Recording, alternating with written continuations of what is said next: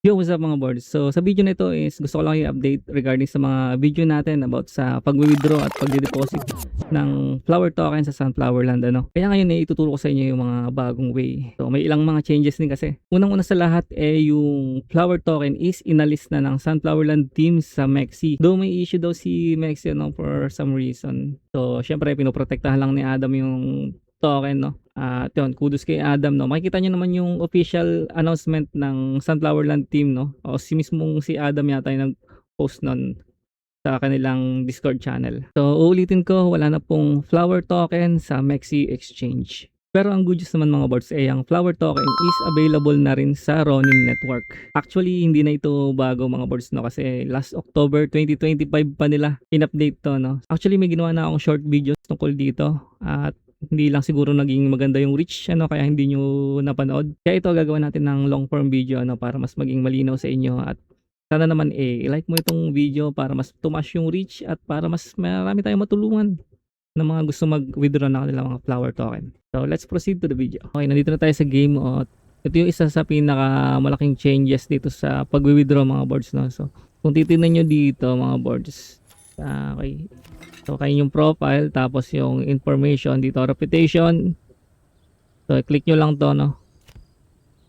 So dito makikita natin mga boards na tinaasan na nila yung requirement para makapag-withdraw ka na. So before 350 lang yung requirement na points para makapag-withdraw ka dito sa Sunflower Land. So ngayon para ma-withdraw mo yung flower mo is required na siya ng 400 points. So ibig sabihin nito hindi na tayo makapag-withdraw mga boards nang walang VIP kasi imposible na siya ma-reach kahit siguro nasa volcano ka pa mga boards no. So titingnan natin yung points na para makapag-earn tayo. Punta tayo dito sa earn points. So para ma-reach natin yung 400, so kailangan natin, so dito nakalagay reach Petal Island 100 points, reach level 15 50 points. So meron ng 150. And then pag nakarating ka ng volcano, total mo na yan is 250. Ito sa verified Discord. So yung verified Discord mga boards talaga nadi-disconnect lang to. No? So ang gagawin mo lang pag na-disconnect yan is punta ko ulit sa official Discord server ng SFL and then i-type mo lang yung ayan, #verify do sa sa may ayun channel na verify. So kung ginawa mo rin yan, meron na tayo 300 points na, di ba? So yung doable proof of humanity plus 100. So ibig sabihin, meron na tayong 350 points. So kailangan pa rin nating ma-reach yung level 100 para sa 100 points. So ibig sabihin, kung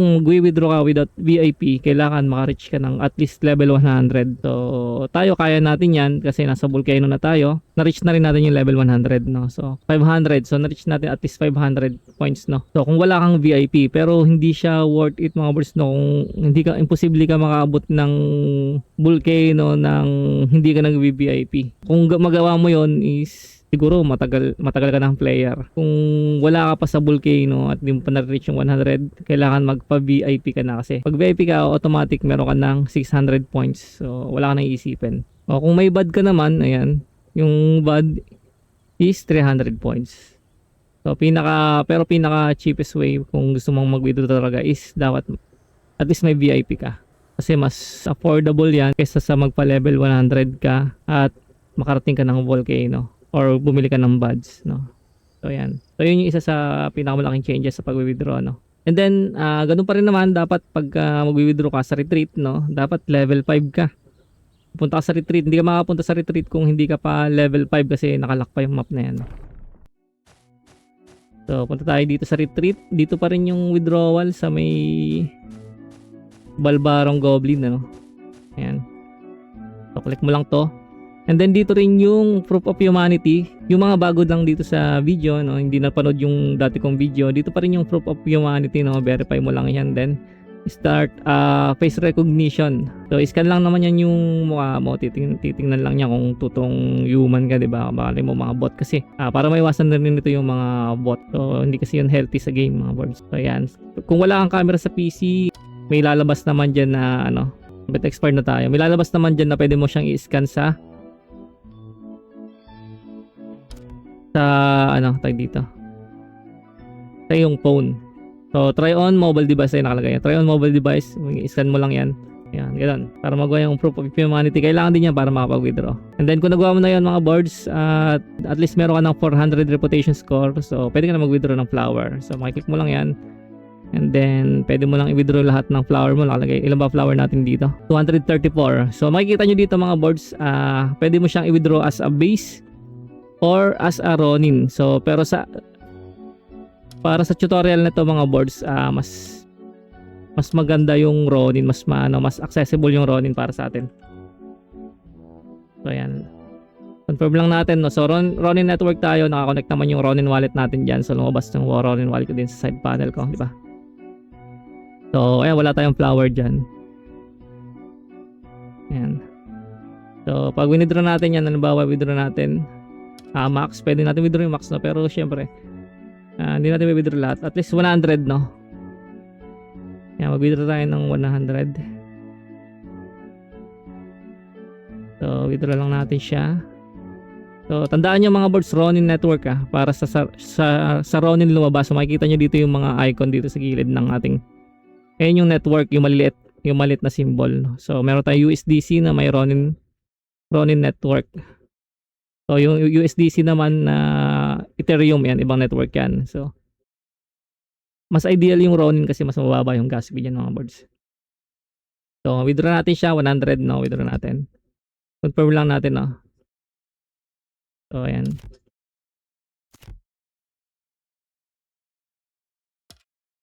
Yan, tapos confirm natin sa wallet natin. So, magkano yung flower ng 500 pesos din pala, no? Okay. Okay. So, ayun, na-withdraw na natin siya. Magre-refresh yung game, automatic yan. At ayun, nakita natin, no? Pumasok na siya. So, yung balance natin, naging 5.5 na yung token natin. Ayun. Ayun, lumabas 500. So, ganun lang kadali naman mag-withdraw mga boards, no? Ngayon, kung gusto mo naman siyang i-cash out na mga boards, no? Halimbawa, gusto mong perahin na tong 100 flowers natin, no? So, since wala na tayong Mexi exchange, no? So, pwede mo naman siyang withdrawin sa iba't ibang exchange platform, no? Ang gawin mo mga boards, halimbawa, kung mag-withdraw ka sa Binance or sa OKX, sa BitGet, doon mo siya gustong i-cash out. Ang gawin mo, kung ano yung token na tinatanggap, since syempre hindi available yung flowers sa iba't ibang exchange, no? Kahit sa Mexi, pwede mo pa rin gawin yun. Ang gagawin mo lang is i-swap mo siya sa token. Swap mo siya sa token na tinatanggap ng exchange na yon, no? So, kung paano mag-swap ng flower token natin sa any exchange, napakadali lang. Since nasa Ronin na nga siya mga boards, ito yung advantage nung Ronin network na flower token, ano? So, hindi mo na kailangang dumaan sa mga third party or bridging platform. So, mismo yung Ronin network is meron na silang swap dito. Nakalagay yun, swap. So, i-click mo lang yung swap. Ngayon, gusto mong i-swap yung flower. Punta ka sa flower. So, palitan lang natin to ng flower and lumabas na siya. Ipapalit natin. Halimbawa, yung 100 natin, ipalit natin yun. Max 100 lang para hindi masyadong magulo yung details. And then, receive token, kung ano yung token na gusto nating ipalit sa kanya, no? So, ngayon sa case ko, gusto ko siya i-swap halimbawa sa Gcrypto. So, ito na rin yung ituturo ko sa inyo mga boards, yung Gcrypto, kasi halos lahat naman tayo is may Gcash mga boards, no? Siguro naman, no, kasi yan yung number 1 nating dito sa Pilipinas, number 1 natin na e-wallet. So, pinakamadali yan yung Gcash. So, para sa akin Gcrypto muna, no, para hindi na tayo yung iba kasi iba't iba na yung ginagamit na na exchange kung yung iba sanay natin sa iba't ibang exchange, walang problema yon, pwede nyo ring gawin yun. Yun nga, gaya na sabi ko kanina, kung ano yung token na supported ng exchange nyo, doon nyo isa-swap yung flower token nyo. Since sa case natin is Gcrypto, so gawin natin ano ba yung available sa Gcrypto. So syempre nandyan yung mga SLP, USDC meron din, pero medyo mahal pag USDC mga boards sa Gcrypto, no? So I suggest mga boards is RON. RON yung pinakamura na transaction fee pagdating sa Gcrypto. So kung gawin natin siyang RON mga boards. So makikita natin dito yung flower natin no, 100 is 97 RON siya. Pag pinalit natin 97.5497 5479. So, swap natin, merong fee na 2 pesos. Ayan, swap natin.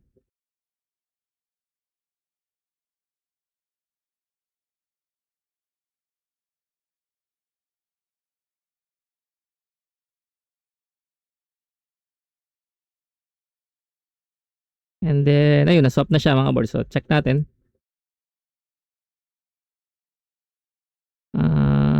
Ron, nasa Ron na. Okay, naglo-loading. Ayan, nasa Ron na siya mga boards. No? Meron akong balance kanina dito na parang around 3 Ron for the gas fare niya, no? Ayun. So, ngayon, wala na tayong flower token. Naging Ron na siya. Ngayon, ito na yung isi-send natin sa Gcrypto natin. Ngayon, bubuksan ko yung Gcrypto ko sa cellphone. Screen record ko na rin. At isi-send natin tong Ron natin papunta sa Gcrypto. Okay, so nandito na tayo sa aking phone. So ngayon, i-check natin yung ating Ronin wallet mga boards. Buksan muna natin. Open. Resume. So ayan, nandiyan yung ating balance. 101 na ron, no? So gagawin natin, isa-send natin is at least mga 90 ron, no? So punta tayo naman sa Gcash natin mga boards, no? So kung wala ka pang Gcrypto mga boards, kailangan mong i-set up yung iyong Gcrypto, no? Para makita yung Gcrypto dito sa Gcash, punta ka lang dito sa Explore the app. Wait lang, later. Explore the app. And then, hanapin mo lang sa baba, scroll mo lang yun dito banda sa Grow Gcrypto. Ayan.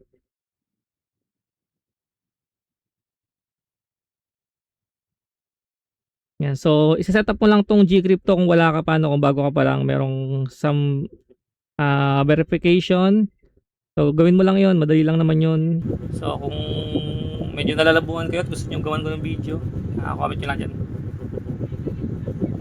So, ito, nandito na tayo. So, ito yung una nyo makikita sa Gcrypto mga boards, no? So, makikita nyo yung portfolio value and then peso value. So, magkaiba yan mga boards, no? Yung portfolio value, ito yung crypto natin, no? Yung value niya, pero in crypto mga boards, no? Ibig sabihin, syempre pag crypto, volatile yan, nagbabago-bago yan. Kaya merong peso value, ito naman yung mismong peso, yung mismong stable na currency natin. So, pero yan, yung mga words is iba pa sa actual balance natin sa mismong Gcash, yung e-wallet natin. Balik tayo para makita nyo. Cross lang natin yan. So, ito yung wallet balance natin sa Gcash, around 3,900 something, ganyan. So, ayan, 3936.37. So, pag sa Gcrypto, syempre nakita nyo iba yung balance. Balik tayo doon.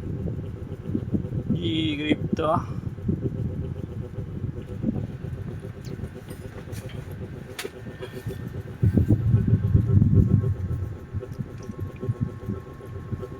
So, ayan. So, yung balance natin sa portfolio, 62 pesos. Peso balance sa Gcrypto is around 170. Ngayon, i-withdraw natin yung ating RON token na mga boards, no? So ngayon, punta lang tayo dito sa ating portfolio. Makikita nyo dito sa baba yung portfolio. Click mo lang yan. And then, ayan, makikita nyo meron pa akong balance nga dito na RON. Click lang natin yung RON. Or kung wala ka pang RON dito, syempre search mo lang yan RON. Ayan, lalabas yung RON.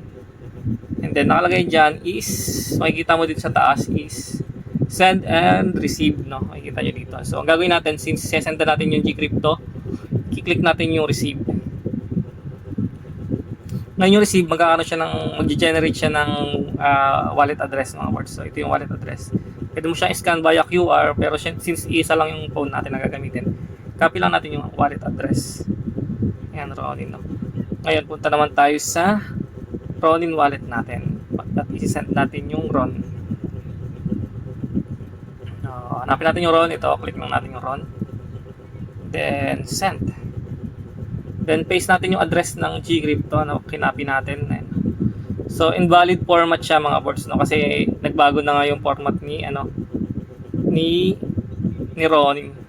So, try lang natin baguhin. Wait. Gawin natin 0x yung nasa ibabaw. 0x. 0x yung format kasi na tinatanggap na, no? So, nag-update na nga rin si Ron. So, send natin. Set natin yung amount. Ayan. So, kung medyo hesitant ka, try mo lang muna 1 RON, no? 5 pesos. what the, ulit naglopa. Paste uli natin. Asin natin yung RON, and then yan yung may dalawang tuldok. So careful lang kayo, no, sa pag-edit, baka mali yung ano nyo. So ayan, nakita nyo valid format naman siya. And then yung amount to 1 RON, no, makikita natin yan. Done. So ayan, so may gas fee siya na 0.00044. So preview natin. Yan yung gas fee, no, around 0.0023 cents. Then send natin.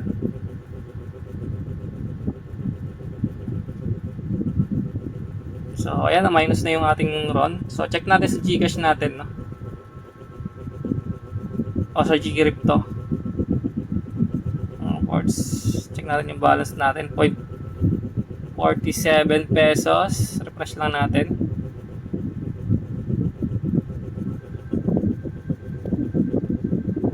So ayun, nakita nyo mga boards, na-receive natin yung 1 RON. So ayun, makikita nyo naman na-receive natin 4:44 PM ngayon, June 1, 2026. Meron tayo na-receive na 1 RON. So ngayon, since confident ka na, na-receive na, so pwede natin siyang i-receive ulit. Pindutin ulit natin yung RON. So receive. So pwede na ulit tayong mag-send around 89 RON na, kasi 90 RON yung gusto natin, no. Ano tayo dito sa Ronin wallet natin uli, hanapin natin yung RON, then send, then paste. So ganun ulit, purahin muli yung RON na may tuldok. Magsisimula yung wallet ko sa 4, yung Gcrypto wallet address to, no. Lagyan lang natin ang 0 tsaka X. So ayan, valid format, set amount, and then 89 para eksaktong 90 yung balance natin, no? 89. So ganun pa rin yung gas fee, no, kahit gano'n kalaki, ganun pa rin yung gas fee, 0.44. So send ulit natin, pakak.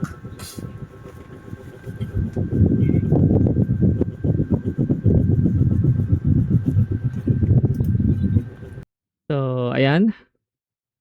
So sorry, hindi ko pala na-record sa OBS yung ating video. Anyway, buti may audio dito sa recording natin sa screenshot. Sana na-capture ng maayos. Ayan, so ayan, tingnan natin. Natira sa ating RON, nawala na. Around siguro mga RON ko, ayun, 11 RON natira. So punta tayo dito sa ating Gcrypto uli.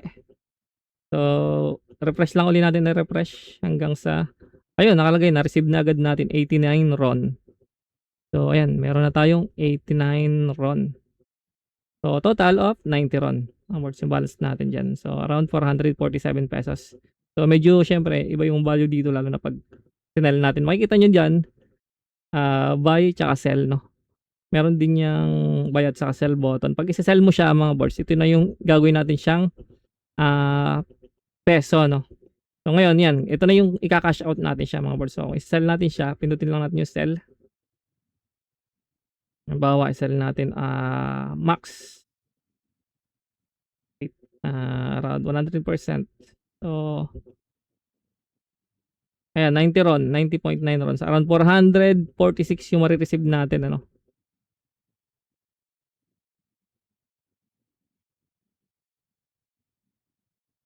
Yan. Tapos yan, pindutin lang natin yung sell.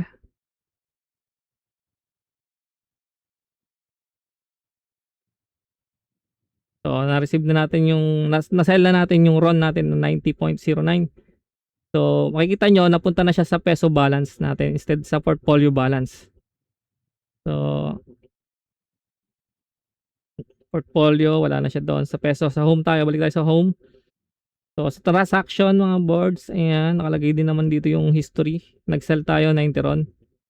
Nag-receive tayo kanina 1 RON, 89 RON, then successfully din yung ating, ano ba yan, nag-log out tayo. Ayan, so yun lang, medyo ano lang si Gcrypto, may sumpong, no? Alam nyo na, sa Pilipinas.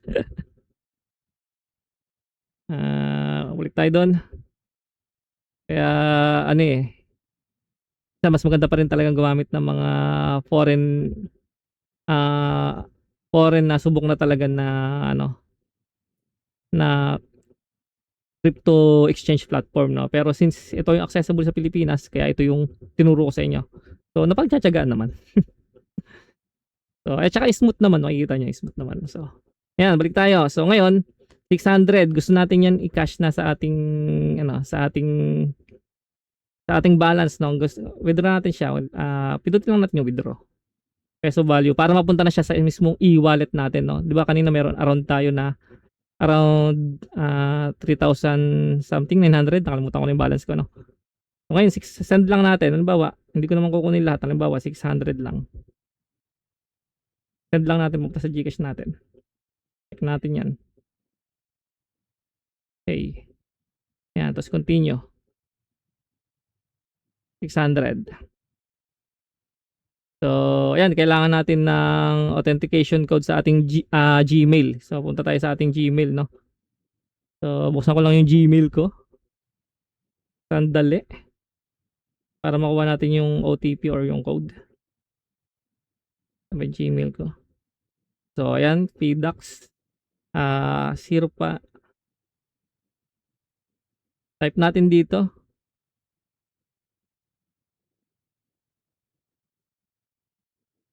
So, ayan, total. Back to crypto. Nakalagay successful na mga boards.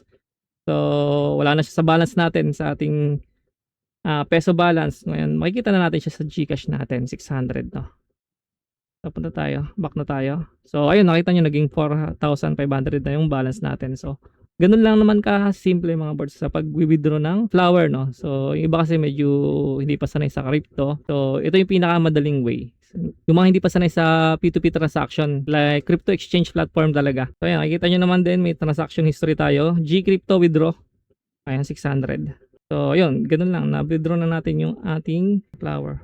Ano, halimbawa gusto natin mag cash in papunta sa SFL.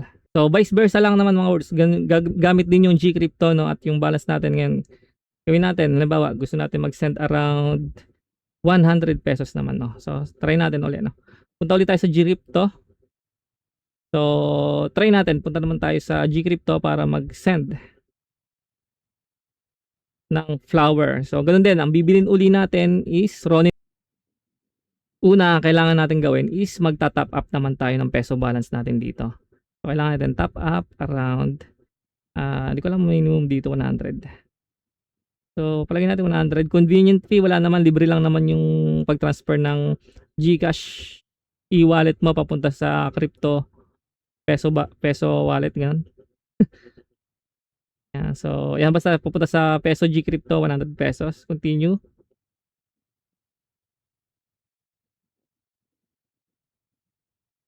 And ayun, makita natin. Pay 100 sa PDAX. So, ayan, may resibo tayo. Okay, ayan, 100. So, back to Gcrypto tayo. Makikita natin peso balance updated na to 132 kasi may natira tayong 32. So, makita natin transaction no, trading wallet history. Ayan, so, ganun man. Punta ulit tayo sa portfolio naman mga boards kasi meron na tayong peso balance. Bibili na naman tayo ng RON. So, gawin natin dito sa portfolio, search natin yung RON. Search.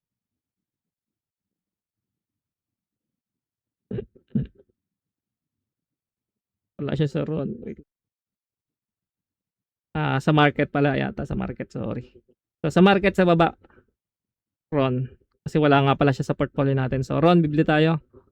So, yung presyo ng RON dito, pag bibilin mo is 5.41 cents. So, pag sell mo, 5 pesos, 0.14 cents, no? So, ayan. Yan yung, kaltas ni PDAX. So, ngayon, dito tayo. Gawin natin is buy. Pindutin natin yung buy dito sa baba. So, bibili tayo ng RON. Ang gagamitin nating peso amount is 90 pesos. Ay, nabit 90 pesos. 100 pesos. Meron tayo 100 pesos, no? So, suddenly, hindi pala pwede yung 100. Meron silang minimum. Magkano kaya minimum nila? Around 39 RON yung minimum mga boards. Magkano ba yung 39 RON?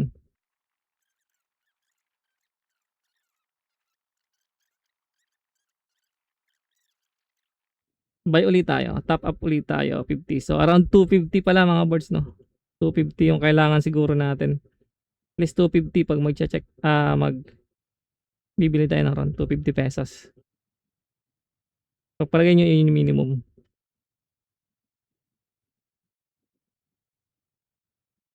So back to crypto. So market.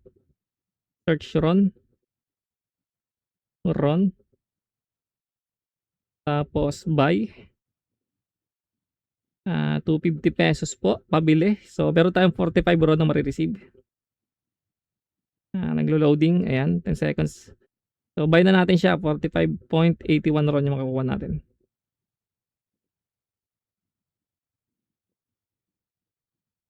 So ayan, meron tayong 45.81 RON. Ngayon, nakalagay dyan, napunta na siya sa ating portfolio value, no? 304 na yung value. So nandito na siya sa ating portfolio. Meron tayong RON. Ang gagawin naman natin is isesend na naman natin to papunta sa ating Ronin wallet. So syempre yung Ronin wallet na gagamitin natin na pagsesendan, syempre yung connected sa ating Sunflower Land account. So dito naman ang pipindutin natin is send. Yan. So ngayon, pupunta ulit tayo sa Ronin wallet natin para i-copy yung address. Ron wallet. Copy lang natin yung address. Copy. Ating copy na yun. Tapos, paste natin. Address. Ayan. And then, type natin kung ilang RON. So, i-max na natin kasi ilang naman yung laman na RON natin eh. So, ang gas fee lang naman dito mga boards is 0.001, no? So, napakababa lang. Kaya ideal talaga mga boards na RON ang isi-send nyo, no? So, makikita nyo yung video ko before. Kinumpare ko siya sa USDC. Talagang ang laki. 1 USDC magkano yun? Around 58 pesos. Ngayon dito. Pag RON, ba yan? So, alam niyo na, inumpong na naman si GCash. So, hindi ko alam ba't may ganun timeout si GCash na. So, ulit-ulit tayo. Pakita nyo ulit for the second time yung proseso.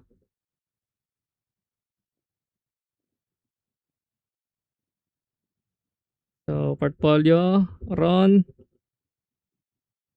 Tapos, send. Max na natin, 45.8. Tapos, yung wallet address natin, paste natin. Ayan, check nyo kung yun ba yung na-paste nyo. Tanda ko naman yung dulo ng wallet address ko. Ayan. So, I understand. 45 RON. Okay, send. So, you are sending to a Ronin network, syempre. RON na nga eh. Okay. Send RON. So ayun ulit. Kailangan ulit natin nang i-confirm sa Gmail. Balik ulit tayo sa Gmail.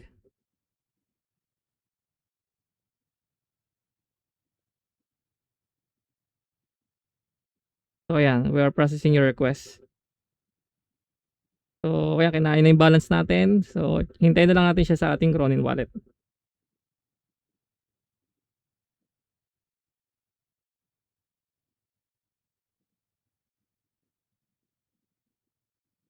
At ayun mga boards, na-receive agad natin, no? Ganun kabilis. Nakikita nyo sa history, 45.8. So ayun, yun. Ngayon balik na tayo sa ating PC mga boards, no? So para pakita sa inyo kung paano natin siya i-deposit sa ating account. So okay, nandito tayo sa ating PC uli. Balik tayo sa home. Ngayon, kunin natin yung RON natin. Punta tayo sa ating Ronin wallet. Gawin nating flower.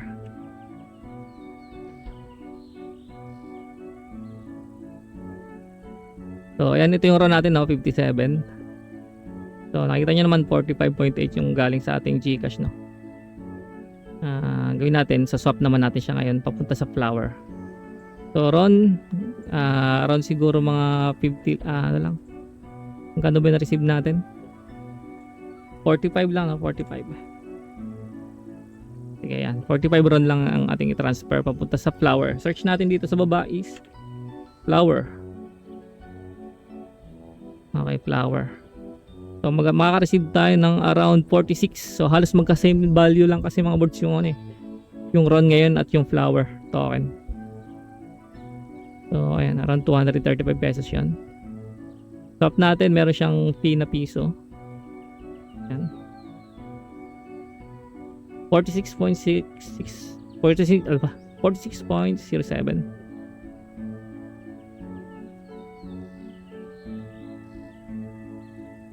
So ayan, swap na.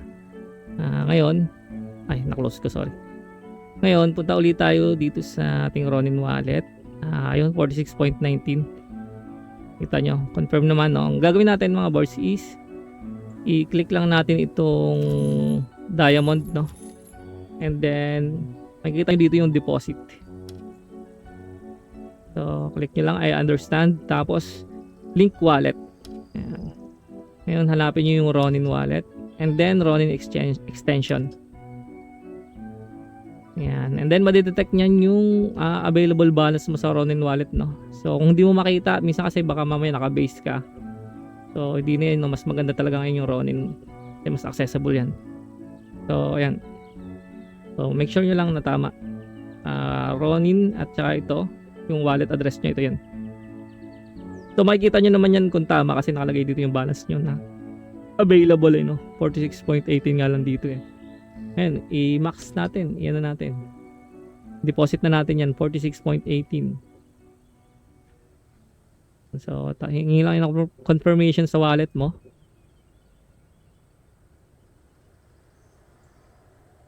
At ayun, na-receive na natin siya, no? So, dito, mga board sa ating, ano, refresh lang natin. Ayun, nasa history na siya, mga boards.